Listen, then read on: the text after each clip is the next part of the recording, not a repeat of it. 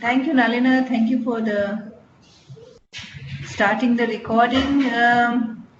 To start, let me take the opportunity to welcome you to this second webinar for the TurboClick webinar series for 2017. As most of you or some of you might already know, we are a cross-sectoral working group, and we work on topics of inclusive cities, urban governance, building resilience, low carbon development, and capacity development methodologies, among others. The cross-sectoral working group, of course, is part of TUEVAS and part of Sector Network Governance Asia, and together we formed the TurboClick working group. The webinar series today aims at exchanging experiences and good practices among our members as well as others, whoever is interested. This webinar will be about capacity development for urban stakeholders. Human, organizational, and institutional capacities are crucial for Asian countries to achieve this development objective. Capacity development or capacity building is one of the core activities with which GIZ works. As was defined by OECD, we could also state that capacity development is a process whereby people, organizations, and society as a whole unleash, strengthen, create, adapt, and maintain capacities over time. In the current environmental as well as urban governance programs in Asia, one key approach is the use of trainings, which are normally developed and then implemented with support of partner institutions, some of them training institutions. However, there are several challenges in going from training programs to a sustainably enhanced capacity at an organization or institution level. Today, we would like to present and discuss the current approaches on training and capacity development for urban stakeholders in Asian programs, the challenges and the success stories. We are very happy that we could engage presenters from Bangladesh, Philippines, and Indonesia today. The first presentation will be by Mr. Mahmood. He will be presenting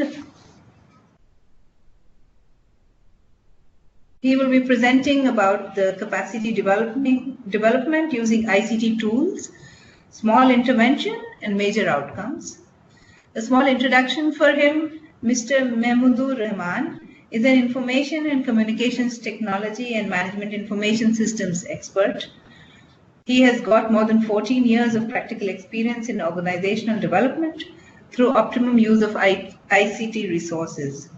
Besides his last 5 years experience in GIZ Bangladesh and Cambodia, he worked mostly in corporate private sector in the field of designing and implementing MIS. Currently, he is a senior advisor with adaptation of climate change into the national and local development planning project in GIZ, Bangladesh. Here, supporting to develop and implement an information system for the Planning Commission of Bangladesh.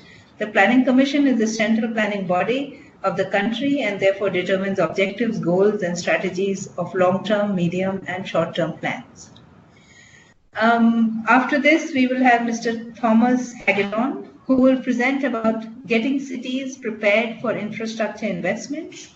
CDIA's integrated capacity development approach is what he will talk about. Mr. Hagedorn is a capacity development specialist with Cities Development Initiative Asia, posted at Philippines. He is an urban and regional planner with experience in Europe, Latin America, and Asia. During his 12 years in Buenos Aires, Argentina, he was responsible for the Urban Development Division of the Secretariat of Municipal Affairs of the Federal Ministry of the Interior, teaching urban planning at the University of Buenos Aires, and is vice president of a small Argentine foundation. In Vienna, Austria, where he lived before, he was responsible for the development of the Vienna Stern and Salzburg Central Station real estate projects of the Austrian Railway Company, OBB. The last of the presenters would be Mr. Nazaruddin. Mr. Nazaruddin will be presenting on climate mitigation through development of sustainable urban transport. Mr. Nazaruddin is a capacity development specialist working for a a sustainable urban transport project, Sutrinama, in Indonesia. He has 9 years practical experience in managing training and developing training modules. In Sutrinama project, he manages capacity development in urban transport improvement, such as reforming bus system, parking management, and non-motorized transport, pedestrian and bike lane. The project is working for the Ministry of Transport and Ministry of National Planning. But without much ado, I would request now Mr. Mahmood to take over and give the first presentation.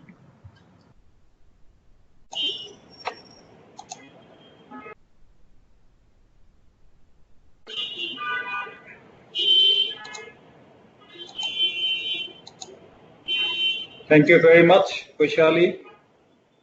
Thank you very much, all other participants.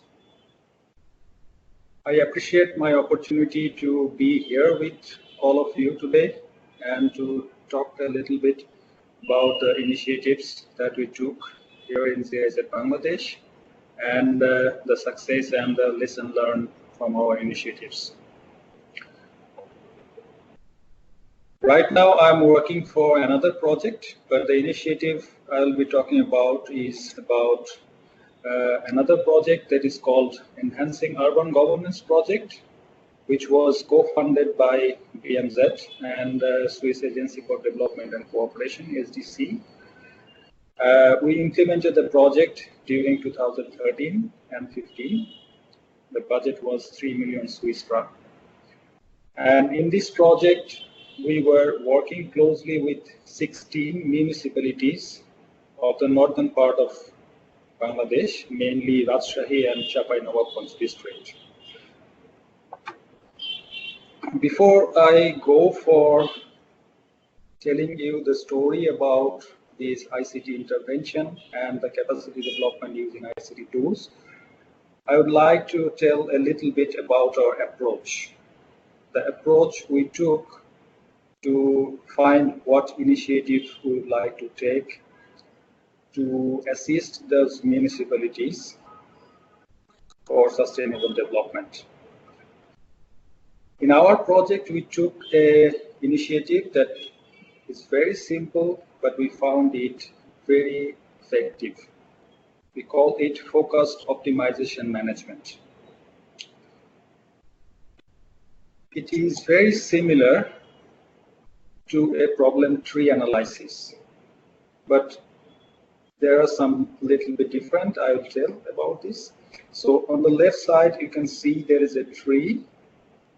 At top of the tree, you can see there is a card written undesirable effects.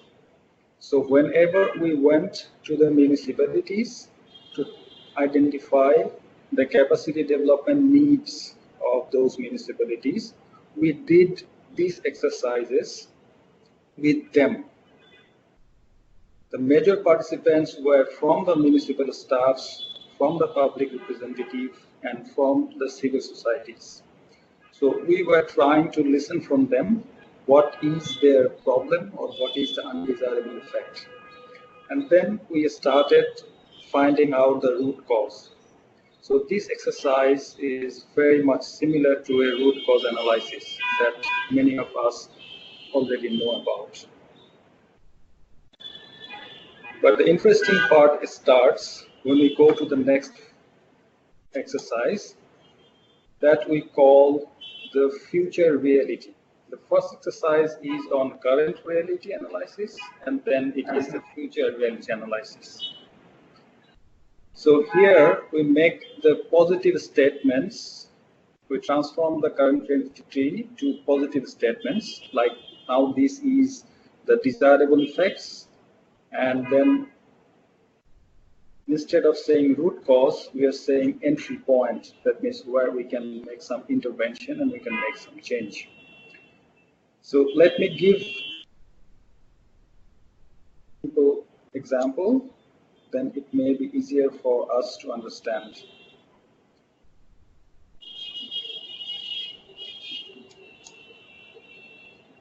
On the left side, if you can see, the undesirable effect is Jerry's car does not work. And what could be the reason for that? The engine does not start, and the root cause can be the battery is empty. It's a very simple example.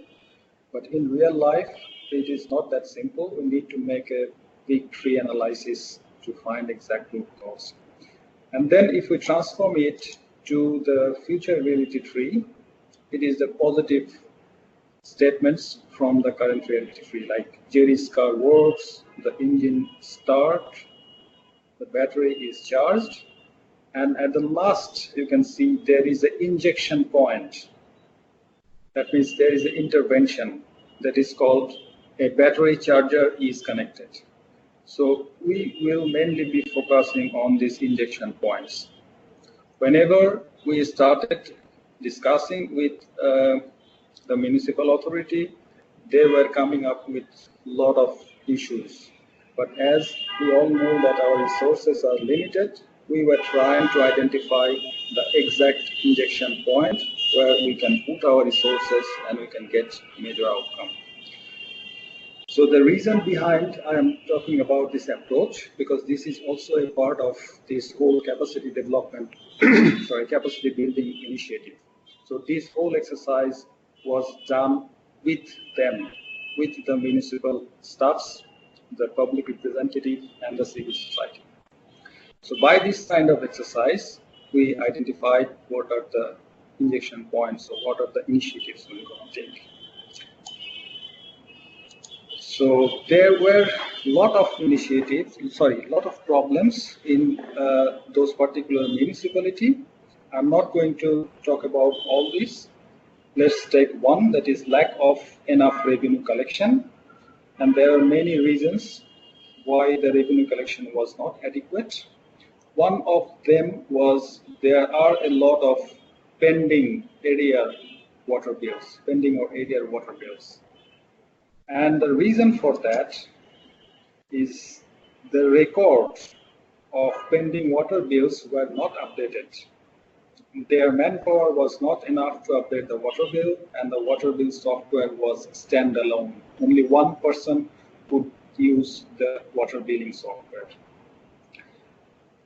And after having detailed analysis, we found that a very simple software with a very basic barcode scanning facility would help them a lot.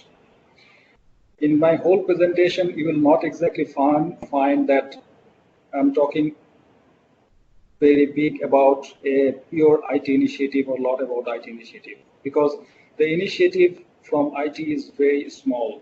We gave them a very simple software, and the software was printing the water bills, and in the bill there were barcodes, and they had a barcode scanner, a very simple barcode scanner that we can see in superstores and everywhere, so that they can scan these barcodes and they can get the water bill information updated. This is very simple intervention, and it took us less than 3,000 euro to complete the whole thing. But the result we have got,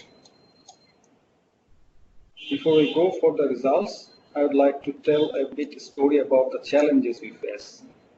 The first challenge we faced is the lack of cooperation from the municipal staffs.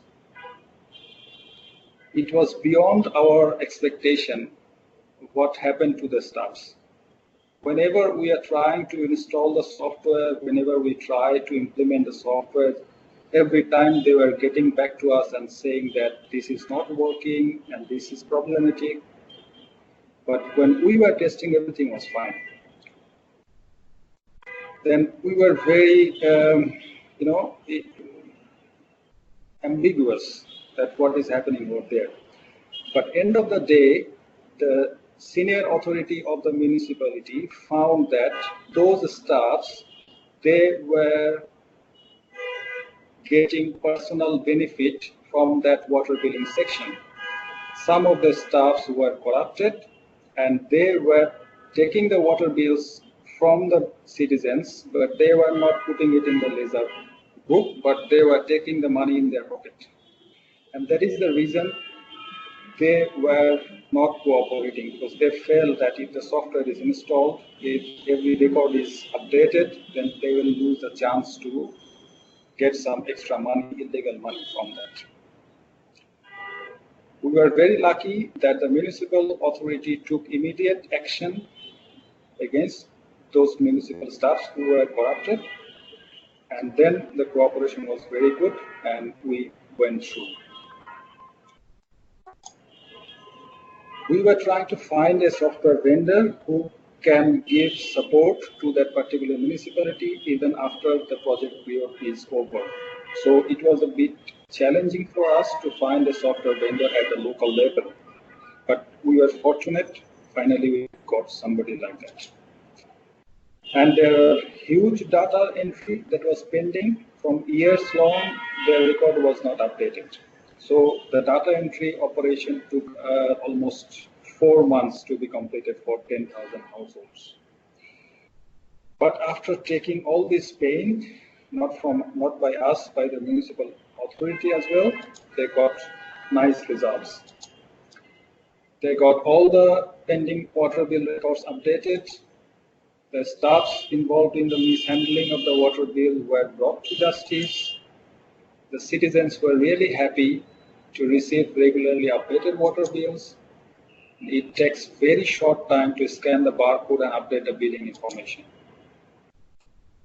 And for us, as from GIZ, as sustainability is our core business, we are very happy to see that even the project is completed 2 years back, the municipal authority, they are not only using the software, but they themselves put some extra money to add some additional modules to the software and making it more robust because they have already seen the benefits from it. So finally, the root cause of insufficient revenue collection was addressed, and they were collecting adequate revenue from this water billing section. So in nutshell, that is the result we achieved from this very small initiative. And I'd like to conclude in saying that the whole approach was not only about capacity development of particular person, but also as the organizational development of that particular municipality. Thank you very much.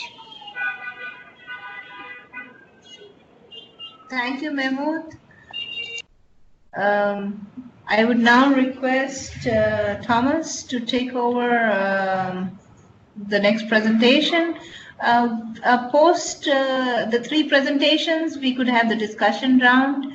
But in case you want some questions in the middle, you could always type it in, but we would take them later. Thomas, floor all yours. Okay, thank you, Vaishali. Can you hear me? Hello? Yes, we can hear you. Okay, I still don't see the presentation for myself, and yeah, it's loading. So anyway, I wanted to talk a little bit about our new integrated captive approach. Now I have the presentation here. So, which is quite new for CDIA, and what we aim is getting cities prepared for the infrastructure investments they will receive maybe after two years after our intervention. So, and this new approach comes after 10 years of experience, and I come back a little bit later why it's so late. So let's get started. I have to explain only with some words what is CDIA. CDIA is doing practically 2 things. What we do is what we call project preparatory studies, which are feasibility studies or pre-feasibility studies or sometimes engineering studies about different in urban infrastructure issues that might be water supply, wastewater management, drainage, solid waste, and also bus rapid transport projects, and some others. And the second thing we do is CapDev activities, and what we are using there is a classical GIZ approach, I would say, trying to address individual levels, organizational levels, society, and frameworks. And this approach, CapDev for our studies, accompanying our studies, I see between individual and organizational level, depending on the project. So to understand our process, I think is quite important. So you see here our studies, pre-feasibility studies or project preparatory studies, which is our core activity. We don't do these studies ourselves, but we contract companies who are working in the municipalities and collecting all the information and producing this study. This study later is linked to a financier, which might be the Asian Development Bank, which is our partner or one of the partners here with GIZ, and could be also KfW or national funds. And later the project is implemented a couple of years later, and where you see project implementation on the right side. And in this moment, usually the capacity development approaches start, because this is a big budget. Our budget for the feasibility studies might be between 200,000 and 600,000 euro. And we have a relatively small additional budget for capacity development activities. And the project implementation requires usually investments between 20 million or $100 million. And usually also includes an amount of maybe 1% for capacity development activities. So our core activity is in a quite early stage when projects get defined, and our consultants are working more or less 6 months within the cities, our partner cities, and usually are them with the best contacts to the cities and not CDI itself. So this sometimes is not so easy for us to deal with. The challenges. Relatively short time I mentioned, and 6 months might be enough for some relevant capacity development activities, but our problem is that the needs of capacity development are not clear from the beginning. Often it's not really clear which kind of sector will be addressed, water supply or wastewater management or whatever. And although we know which sector to address, it's not very clear, okay, which is a short-term capacity development approach we could find. So what we do is or doing ourselves a little capacity needs assessment, which might be done through ourselves or through the consulting company we hired, or could be also that we simply trust in our partners, which could be here in Manila. We had partners in the Ministry of Transport, for example, who know how the municipalities are working here, and they helped us to design a capacity development approach for that project. The approaches could be sometimes a little bit more holistic. They could be oriented more in the planning sector, I would say. They could be also more technical and infrastructure sector oriented, and they could address also organizational development issues. So that depends a little bit on projects and the setting where we are working. So when we are organizing capacity development activities, the municipalities, they do not always have the organizational structures that we need. And just to tell you an example, in Manila, one of the projects we are probably doing, we did not start yet, is a study for a BRT, a bus rapid transit system. And the municipalities, there are 5 municipalities within Metro Manila affected, and usually you would work with the transport department of the municipality, but out of the 5, only 2 have some kind of transport departments, and so you don't really have people with a background knowledge in some municipalities, and yeah, that makes it very difficult to find people to yeah, our beneficiaries for the capacity development activities. But we need people who know the project and who work for our project studies, because we need data, we need contacts, and we need more detailed information on territorial issues within the territory of the municipalities. So there are very heterogeneous groups of participants regarding the knowledge and also the institutional settings. And we also have sometimes a very low influence on the selection of the participants. So as you can imagine, there are some people who might be a certain kind of expert in transport planning, and other people we invited in that case, people from the planning departments, not really experts in transport and some technical aspects of transport planning. So, and yeah, we have short time only for the capacity needs evaluation, and then we have to organize within that short time, usually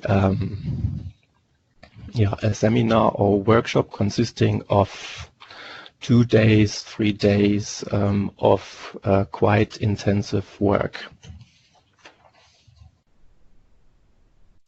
So the goals are quite similar to goals in every capacity development approach. I think it's to install knowledge and skills, in our case related always to the topic of our study, sometimes with a more holistic approach could be a little bit different.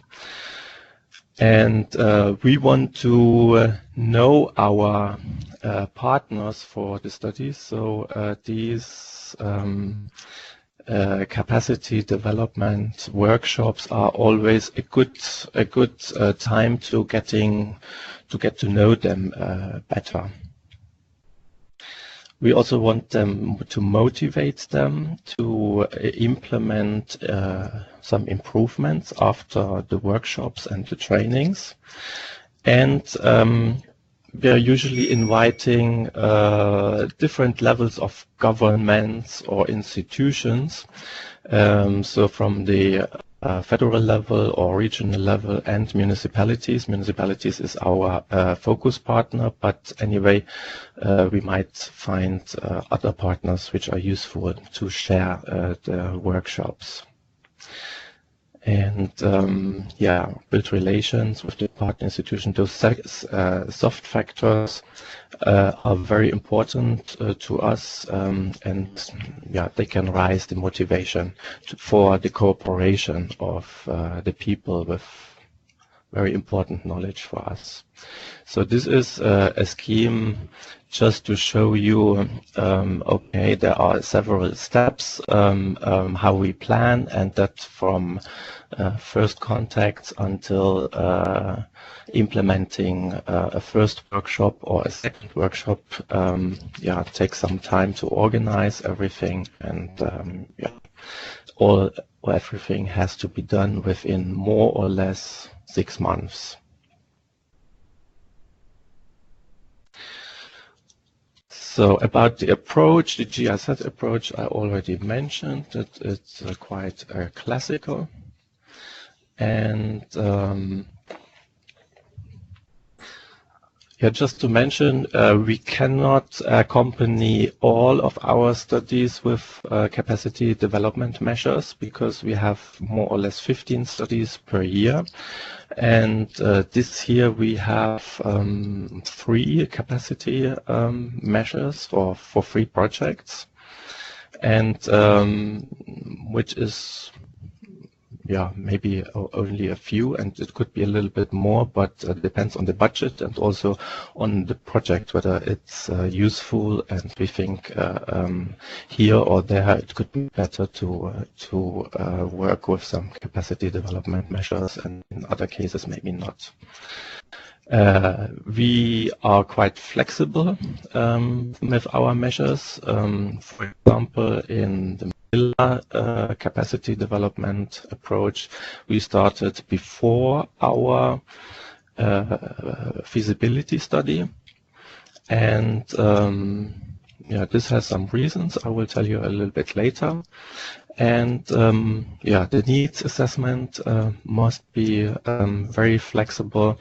We don't have always time to visit cities in different countries and to evaluate, okay, what are the issues we should address.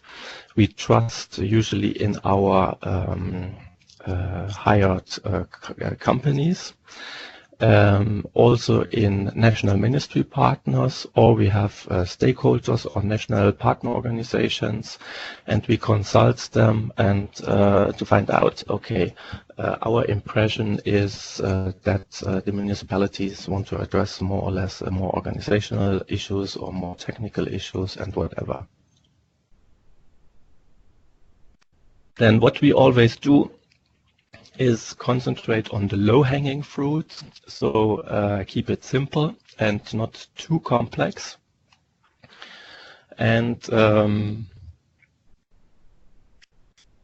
we want to hire usually consultants from the countries themselves, because English is an issue in many Asian countries, not in the Philippines, but in Cambodia, where we had this year an intervention.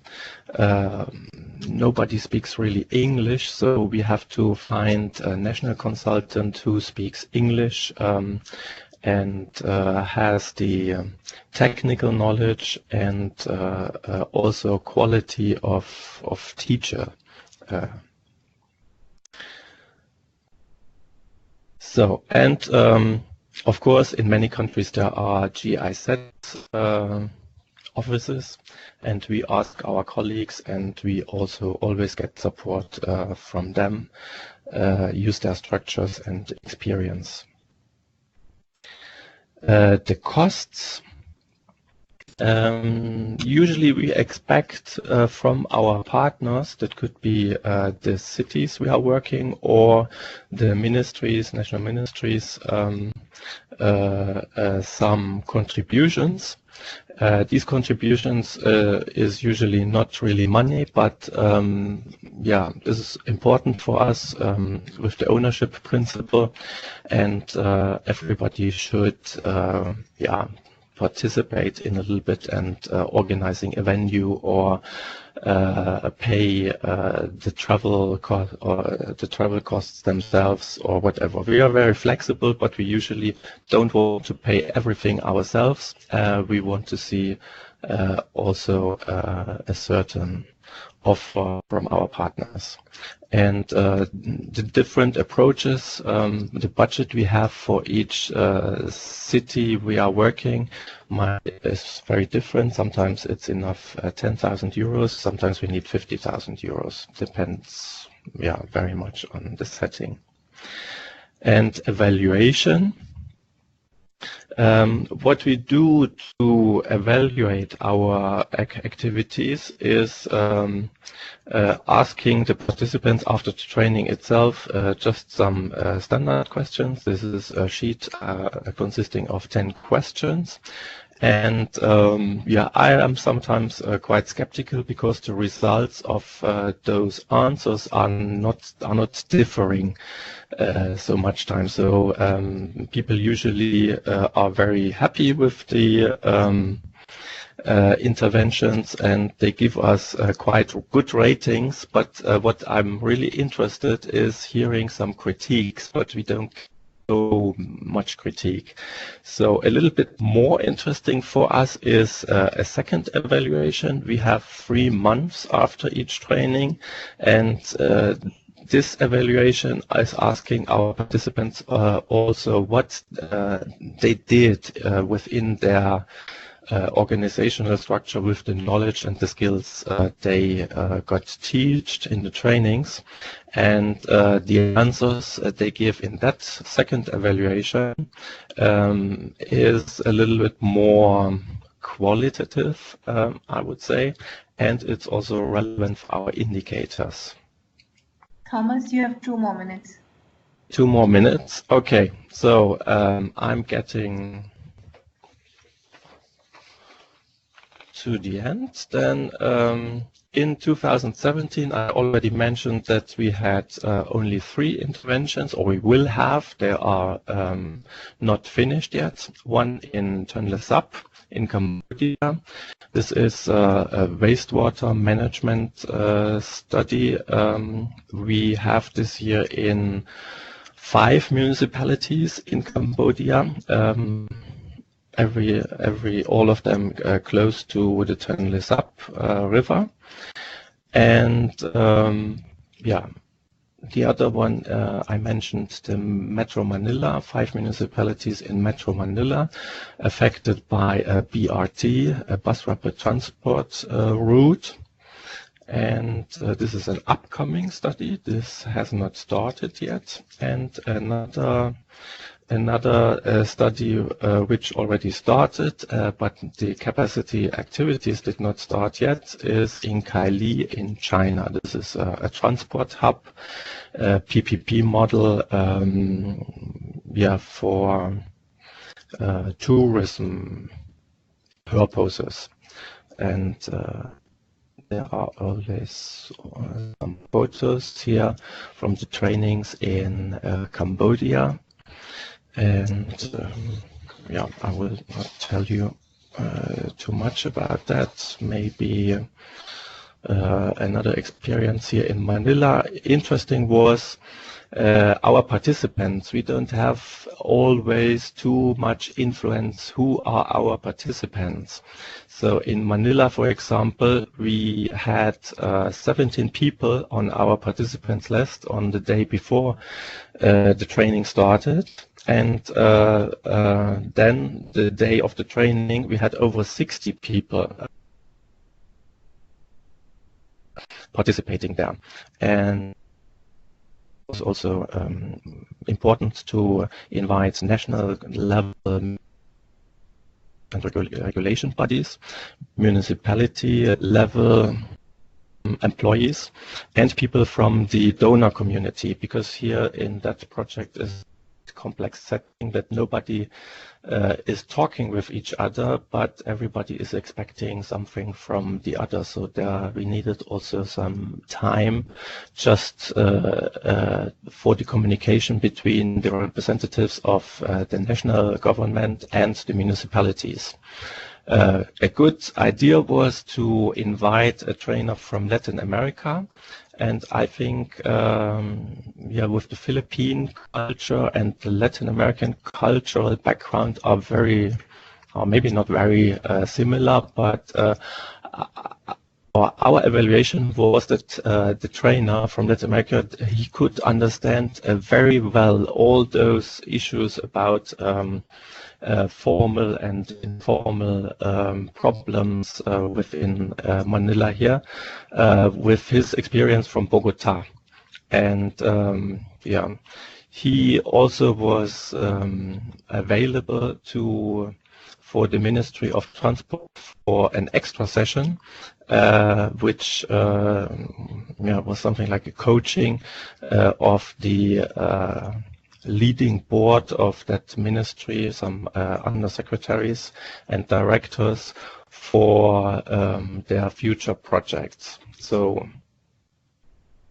this is just to say the capacity development approach is addressed usually to the municipalities, but the benefits are not only on this level, but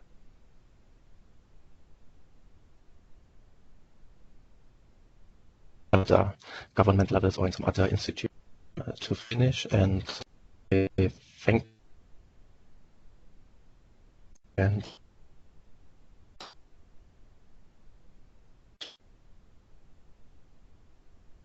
talk later.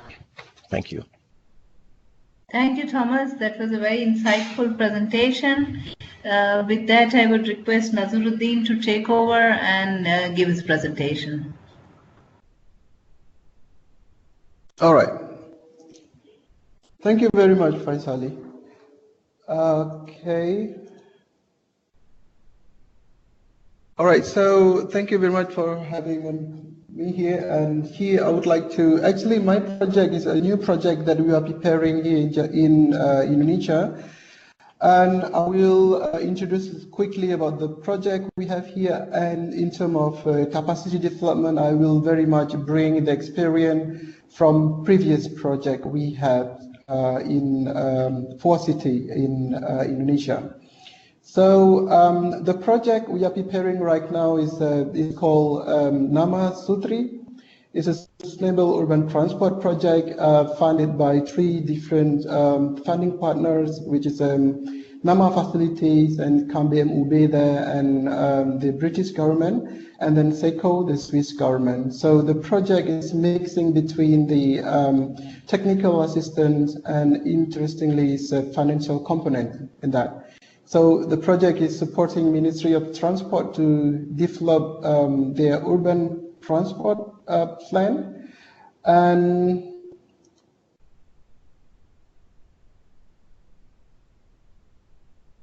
sorry. Okay, so the activity of the project is basically the main activity is bus rapid transit development and non-motorized transport, and this includes pedestrians and bike lanes and parking management. So the project measures is implementing in both level, national level and city level, and in national level is very much about institutional setup and regulatory framework, and then we implement those 3 activities in the 7 cities. For capacity development approach, basically those 2 projects have similarities because the previous project also worked within those 3 activities but different cities. And first, the main thing is the trainings. We developed some module or toolkit together with the Ministry of Planning and Ministry of Transport, and those toolkit we train to different cities, not only the cities our pilot cities, but also different cities. And the second one is Inspired Champions, and this is very important, as Thomas has said, from Latin America as well, where reforming public transport is always make the government not really confident to do that because they need to know how other people do, of course. And we back then we invite Enrique Manolosa, if you familiar with him, he was the mayor of Bogota, who's really successfully transformed the city with the BRT, bus rapid transit. And very often as well, we bring authority or head of a transport agency from one city to other city. Or when we have a training, we brought them as of the best practice, and like he can share how his effort bringing the idea to the mayor, for example, or bringing the idea, getting attention from the parliament, getting more budget from the parliament, and these are always very, very successful. And the third one is a study tour for parking management, for example. We brought people to Korea or to Singapore to see this how non-motorized transport work, like bike line and these pedestrian. And see, in the previous project we set up national forums. This forum is especially for transport authorities, where annually set up by the Ministry of Transport. They had a forum for head of transport agency from all cities around Indonesia, and some cities have a chance to present what they have done and what is the successful story they have or what challenge they have overcome, for example, and they can learn from other cities, and also they also can bring, in this case, for example, they can bring the parliament member to other city to see or to discuss with the parliament. And then the next one is a foreign expert working at local agency. In this case, we will have a BRT expert who will be placed in the city and working together with the local authorities, and this, of course, under our programs, like in line with our activity. And then we do also like procuring consultant on behalf of local authority. In this case, how they design the BRT or how design these pedestrians, for example. And very often we procure consultant who had much experience in India, for example, or had done a very good job in China. So that also what I think that also part of the approach is a very useful approach. And the last one, we have a project team house at local agency, like a part of the project, and they work together with the local agency for transport agency, and they start there from beginning of the project until the end of the project. Then, in terms of challenge, that what the very often happen is a rotation of trained staff. So we had a training. We trained key person at the transport authority, and then suddenly in the next month, like he got a new job and then a shift to other department. Even it's not only in the transport but to planning department, for example. And that is a very, very often happen in the city. And then a different priority of new elected governments. Reforming bus system, it's always about changing the social life of people in the city. And the oppositions of political opposition, they always bring what the people suffer at the time. And those candidates, when they come or they campaign for the office, they always bring what is bad or what is the situations at the current government. In this case, is a current existing bus system, like a transit system, existing transit system, where the driver, for example, or the bus owner, they will demonstrate or going to rally every day, and again the system that the current government preparing this BRT system. And the challenge for project team as a main in the city, what we found is a project team, they are the one who drive the implement the project. And then post-training impact as well. Two lessons learned that I highlight here for a project team. When we finish the last project and then we don't see any sustainability from that project, you know, because everything is by the team. We hired local staff, but they are not working for the government, they are working for our project, and then when they are finished, and then we cannot see their sustainability from that activity anymore. So what we learned that for the project, for the next project we are preparing right now, we will not have any team in the city. Of course, there would be some challenges coming, but we think that what we will get, the development we will get would be more sustained than having quick development, but we will not see the sustainability from that. And the post-training impact, this is interesting. Then we learn after like we have 6 training and we learn after 3 trainings. And then afterward, in the trainings module, we have a case study. For example, when they design BRT line, for example, and we don't take a case from outside anymore, or we don't take case from the module anymore, but more we prepare the training longer, taking case from the specific city. So then that would make more realistic for people where we make a group. Then the case studies came from one of the city from the training. Also, usually we have like 3 different case study from the real case study.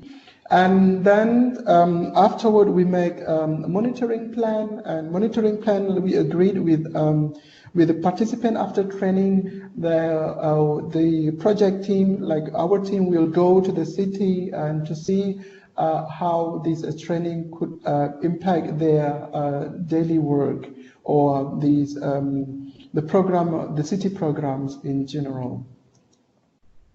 And the success story from those measures that having project team has a direct access to decision maker. Because the team is in the city and they work closely with the head of a transport agency, and also they are very close with the mayor as well. So when we have something like we have a visitor from Germany, for example, it's very easy to go to the city, very easy to meet the mayor, and for them is very familiar with the project and familiar with all those sustainability terms, you know. So that what we found is a success story for having team in the city. And also it has a significant change after the study tour and Inspired Champion. And when we brought them to Singapore, for example, to see how a parking system of parking meter work, for example, then it immediately can, how to say, like they brought to their a system, you know, like they propose for the next year a program, for example, to implement more the program like what the one how it works in Singapore, for example, and Inspired Champion. And this is very important during the national forum, where people share the experience and share how they overcome with the a challenge to persuade or to convince the mayor, for example, to convince the parliament to bring more budget to develop urban transport. And then this is from National Forum.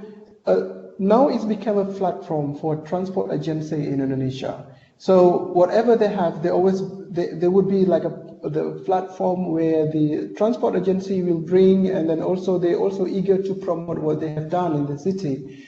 Or we said like so-called like a show-off forum. So many the city, they want to show something new, or they want to show that they have done better than the city. On the other hand, also other city also can be inspired by other cities as well through that forum.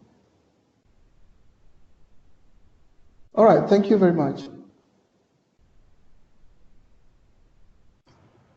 Thank you, Nazaruddin. With that, we come to the conclusion of the 3 presentations. Since nobody has put in any questions, I would request you to either, you know, start feeding in your questions. Best is if you could feed in. But, you know, just as an icebreaker.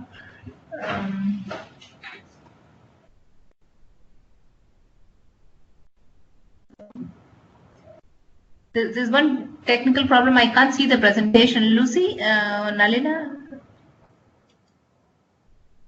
can you handle this one, please? The presentation has got closed somehow. Okay, thank you. So maybe by till we get more questions. I had a couple of questions, starting with Mahmood. That was a fantastic, intervention through ICT that you showed, and I had one on the project as such to just ask whether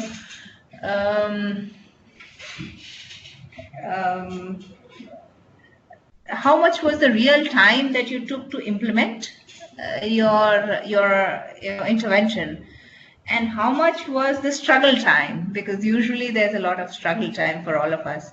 So how much was the time that you took in convincing, the municipality and the staff and everything, and then how much was the real time that you took for the intervention? So that is the first question, and there's another question then related. How would you see capacity development, areas when it comes to ICT? What other areas could you see as easy, low-hanging fruits for capacity development for ICT? Thank you very much, Vaishali, for very nice question. First one, I'd like to answer how much time we needed to implement the thing. All through it took I think more than a year to implement the whole thing, but that includes the whole preparation and convincing and blah blah blah, all these things. But the actual implementation, it took around 4 to 5 months to implement this thing. And to answer to another question about the potential areas of capacity development using ICT tools and then the limitations. Through my experience, I have found that there is a gap between the ICT, if we call ICT world or development world, something like this. So there is a gap between these two areas. Because the ICT world, they're always talking about, state-of-the-art technology, what is coming new, and all this stuff. But in the development world, when we were working in the developing countries, in most of the cases, I found that the latest or state-of-the-art technology is not required for this kind of for handling these kind of issues.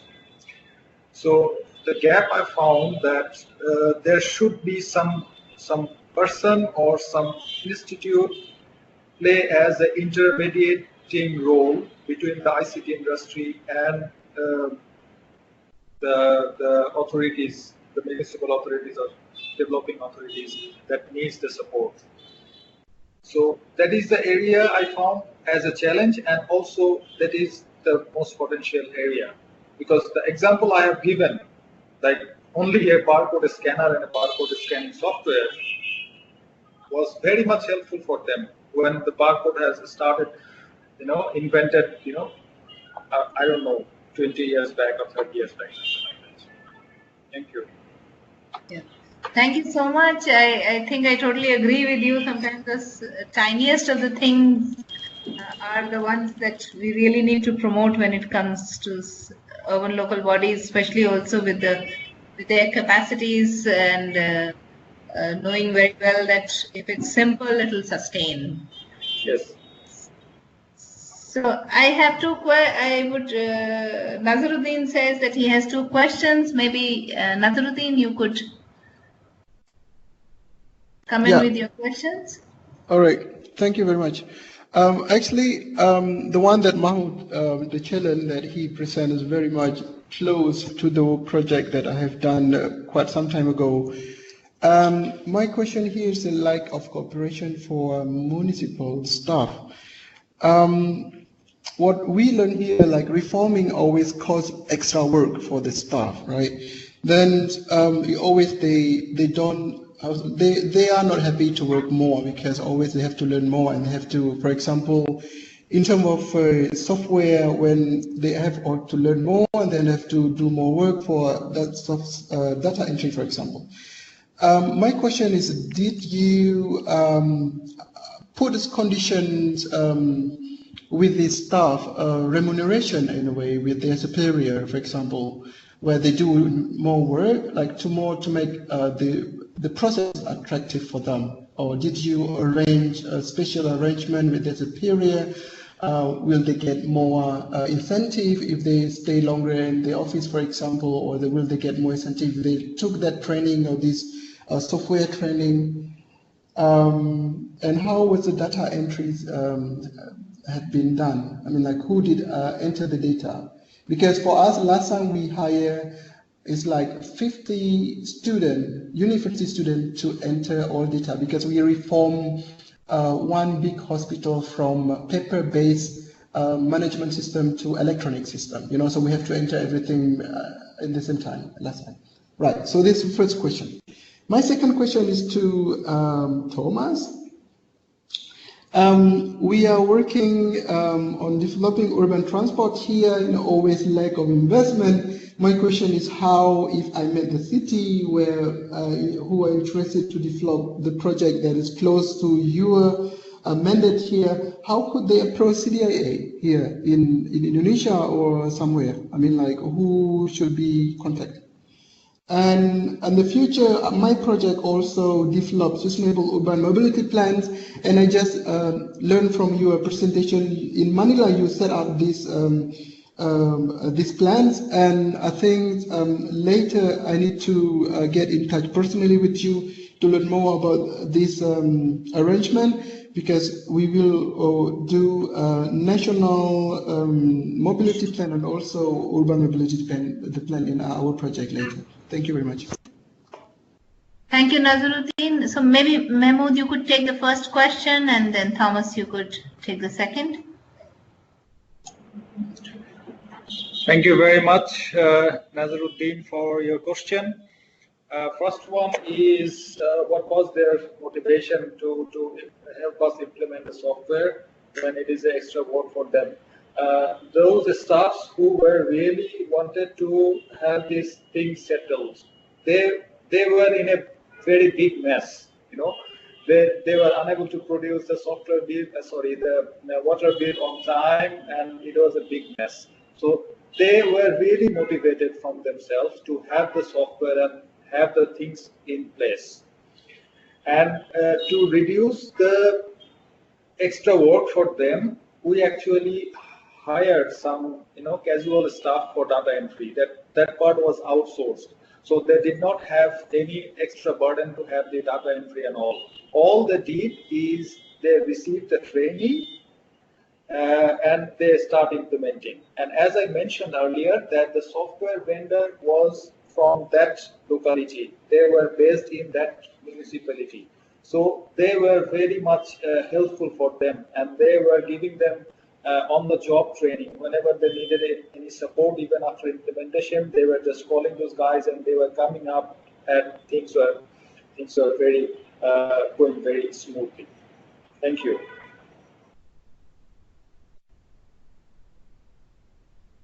Thanks. So, Mahmoud. hello. Thomas, yes, please. Sorry. Yeah, sorry, Vaishali, I interrupt you. Hi, Nazaruddin. To get in contact with us is quite easy.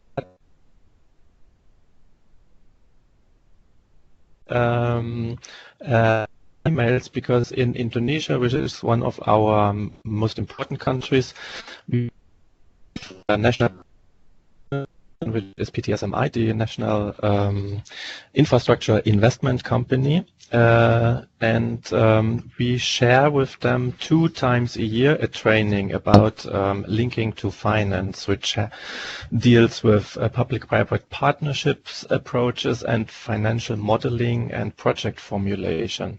So if you have some municipalities interested in contact CDIA, I would suggest to let us know who is it, and we would invite them to one of these trainings, and they should come with a project idea, and within the training, which is usually about 3 days, they can present their project idea, and our country manager will be there, and he will have some talks with them, and will also know, okay, this is a project which might be interesting or rational for us to follow up, or maybe not.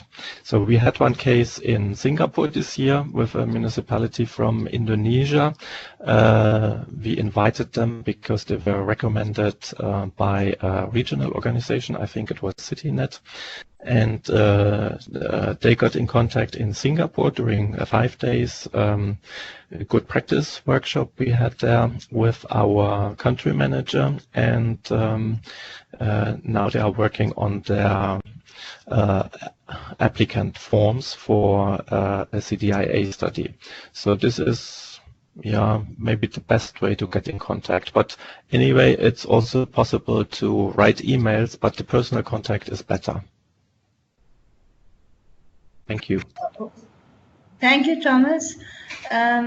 So we have a couple of questions here now in the chat. There is one, there are 2 from Shailendra. So one is for you, Thomas, where he's asking for the capacity needs assessment report, including methodology used for the study, if that could be shared. And the other is for Nazaruddin from Indonesia. So what Shailendra is saying, I hope I've understood it correctly, that there's no project team in the city. However, there's a success story of the project team that has a direct access to the mayor. So this probably is not clear from the presentation, so if we could clarify. So Thomas, if you would want to say something, otherwise we move to Nazaruddin. Yes, I could share the documents about the capacity needs assessment, which is more a formal needs assessment we did in Cambodia. We did it ourselves. Then in Manila, it's an assessment, in a written form made by the Department of Transport or Ministry of Transport here in the Philippines.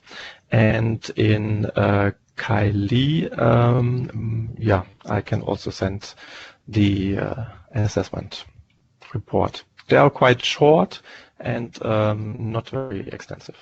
Thank you. Okay, thank you. I think that's also interesting for me as well. So we'll just put in our email IDs in the chat, and then maybe you could send it across. Thanks. So Nazaruddin, would you want to take that question? Yes, thank you very much. The project team is a very good, it was many good things and also many bad things as well, which I didn't explain the bad thing. The good thing is that we have a direct access to the mayor, and also we have easy to communicate with high-level official. The not good thing is where the project team is very much influenced by the counterpart. So many activity they did is more like urgent activity that is required by counterpart. In the end, the project team didn't achieve many indicator of the project. So they had a very good job, but we found out that when we have a team in the city, the team is too much close with the government, and then they did many, they support many activities not related to our project, and that is the argument is always the request from the mayor, for example. Here we cannot say no with the mayor. Then if they have one activity in the city, like the city activity, for example, sport event, and they just ask the project team to work on their program. And this is very much what they need, but in the end, like, we didn't achieve much our indicator for the city. Thank you. Okay, thank you. We have one question from Daniel for Mahmood. So I will just read it out. Probably I'm not a 90%, so also complex for me. So what he says, says is congrats to you and the team. It sounds like a nice success story. The causal trees you presented were linear by nature. For complex issues, causal loop diagrams tend to provide a more in vivo or natural picture of the complexity. Was the linear model sufficient in this case, and why? And who found the solution about the software and scanners and project teams, or local or both? And what does this mean for capacity building, and specifically third order learning, and how to learn creating adaptive capacities? So all yours, floor is all yours, Mahmood. Thank you very much. It's really interesting to see these very interesting questions coming up. First of all, the trees, the example I have shown, it seems linear because I have only shown the linear one, but the real one is not linear. It cannot handle complex issue with linear kind of thing.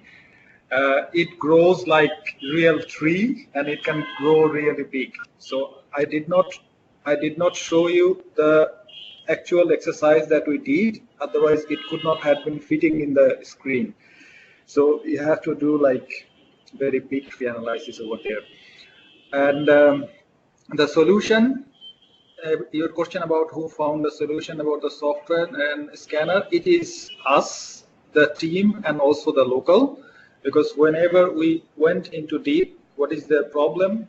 As I told during my presentation, is that they had a software earlier, but that was a standalone. Only one person could use the software at a time, and he or she has to update the water bill like from 10,000 households per month, and he or she had to enter the data by using his keyboard and mouse, and it was not humanly possible to enter the data of 10,000 households per month for one person.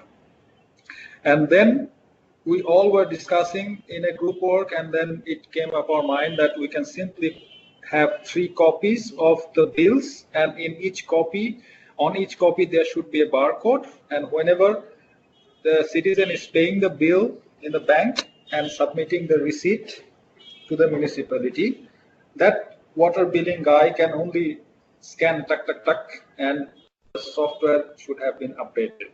So it was a joint effort to find what things we can implement to reduce this data. And as we are talking about this, what does it mean for capacity building and specifically thorough learning? Okay, so in the whole project, we were doing exercise. We give it a name called Capacity Development Need Assessment, CDNA. We call it CDNA. And we did a series of exercise together with the municipal staffs, the civil society, and the public representatives. And throughout these capacity development need assessment exercises, we actually found what are the needs for that particular municipality to address the issues they are facing. Thank you. Thank you, Mahmood. I think that kind of clarifies a lot of things for us. I have a question here from Frederica, who's sitting with me. Yes, hello. I'm here in India and I'm working for the Inclusive Cities Partnership Program. And in the moment we are trying to implement also our CD strategy, and we want to have some comprehensive city plans. And one issue what we figured out, that we need a lot of cooperation and communication between different partners. So one big issue is for us a soft skill training. So I would like to know if anybody of the participants has some kind of experience with this kind of capacity development.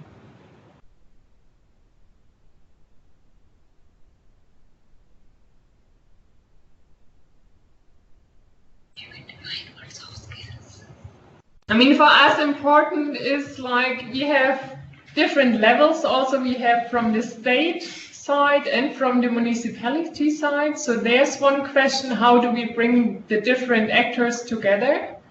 And then also the next question, in the moment we are thinking about to keep it rather detached from the technical parts and try to get more into the communication. How do you rather have a cautious communication? How do you bring different teams together? And on this level, is there any experience available? So you're basically talking about a non-technical training, but more on the behavioral aspects and the communication aspects of the officers. Exactly. The I team mean, in it is general. connected to our topic, and they know all what we are talking about and what should be the final aim. But it should be rather focusing on the soft skills. Okay. I don't know, since there's silence, I don't know if I have. Yeah, there are two people. Yeah, please, Nazaruddin, you could speak, and maybe Hamidul, if you would want to speak. Okay. I'm not really sure with the soft skill though, but in terms of communications, I think it's depend on how the government work. In Indonesia, it's very much top-down communication approach, where if you want to go to the ministry, you have to go to the like high level first, and then they will it's like a disposition or direct to lower level. And what we did, for example, when we want to bring the minister, like different ministry together, like we invite high-level official, like echelon, I don't know if it's work in another country, we call it echelon 2, like it's the third level under the minister. We invite them, like it's not much, so it's like around 6 people, and then we bring our topic and then ask the idea and their contributions. And of course, like everything is based on the national medium plan they have. You want to accelerate the development, for example, and then from that meeting, then we make like a bigger workshop afterward. And if we need to invite the high level in the city, then we start inviting high level in the city. But this is based on the discussion we had from the different ministry level. So how this approach that we do in Indonesia. Yeah. Okay, thanks, Nazaruddin. And Ronnie, would you say something? Yes, can you hear? Yeah.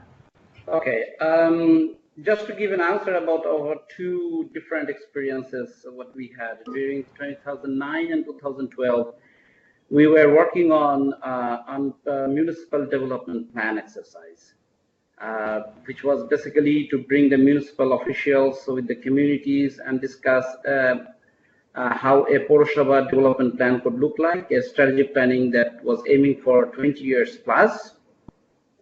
And then there was a standard procedures. You had a visioning exercise, you did some baseline surveys, then you have a lot of data, you hired a lot of consultants to come in, and then standard trainings. At the end of the day, there was a very good big document, maybe around 300 to 500 pages. At the end of the day, nobody was looking at them after 6 months. And the government has a standard project activities. So these things was already giving us a food for thought, like if this inclusive city approach that we undertook together with the government of Bangladesh was really useful or not. That really then took us some time to devise, okay, how much improvements we can bring and the new innovations can we bring in.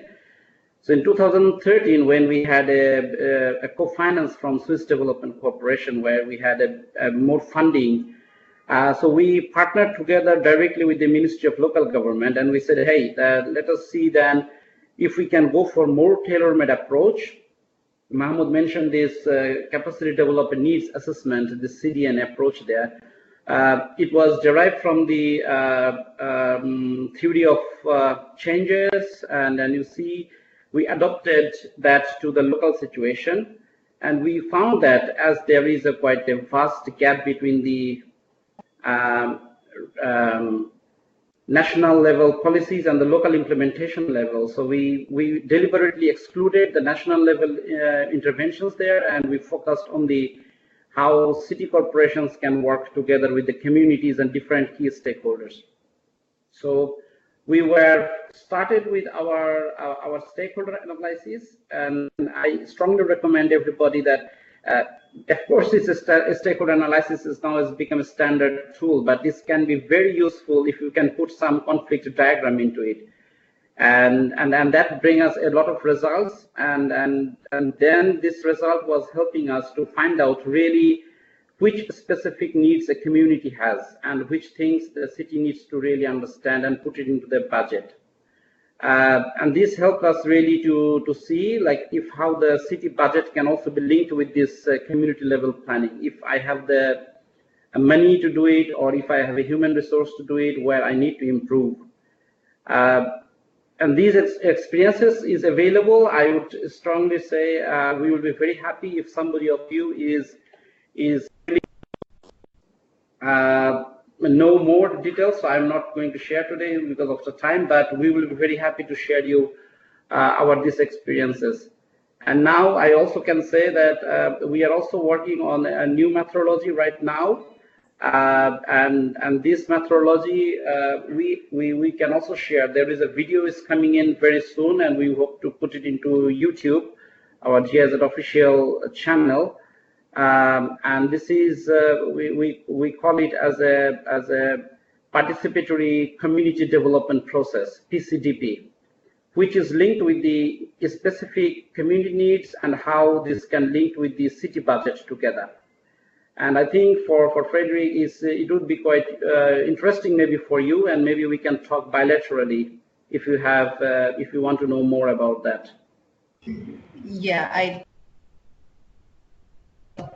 I think Frederica agrees. She will get in touch with you bilaterally. Thomas wanted to say something about his experience from Argentina. Thomas? Yes, I would like to also. I think it's partly maybe not political correct, but we had some participatory projects in Argentina, and Argentina is a very heterogeneous country. You have central Argentina, which is a quite modern and open society, which requires participation from institutions and also from people living in the neighborhoods. And then you have northern Argentina, which is a little bit backward, and this is another type of society, more with a feudal heritage and a very autocratic and top-down oriented political system, and which also works as a society in this way. And we had different approaches in those different regions, because in northern Argentina it was almost impossible when we were working on the planning level, not on the project level, this is different, to get people involved and to participate. We did not get really response. So when we were in certain municipalities for planning issues in central Argentina, we always invited the local institutions and also some NGOs and whatever, and people who were interested. And we finally did not so in the north of Argentina because it did not really work. The project level is different. If you are working in a neighborhood, improving infrastructure or whatever, also in the north of Argentina, you have to work with the community, with the people living there to find out, okay, what's really what they need. But on the planning level in Argentina, this participation did not work out. So this is my experience. And resuming, okay, have a look, how is the society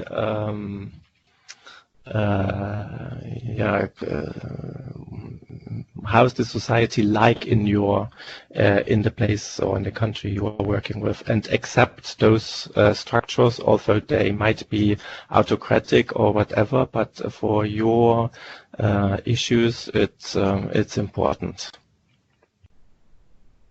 Okay, sounds interesting and nice to know about your experience. Michael has also given some of his experience from Lviv, Ukraine, and maybe in case Frederica wants to know more or somebody else, he's also given his email ID later. There's Advitya who's given one question for any of you. How can we incentivize the personnel who are taking additional responsibility to maintain data within a ULB, so to make him or her motivated if it is difficult to pay them any further financial remuneration? So if you have any experiences, especially maybe Mahmoud, if you could tell us.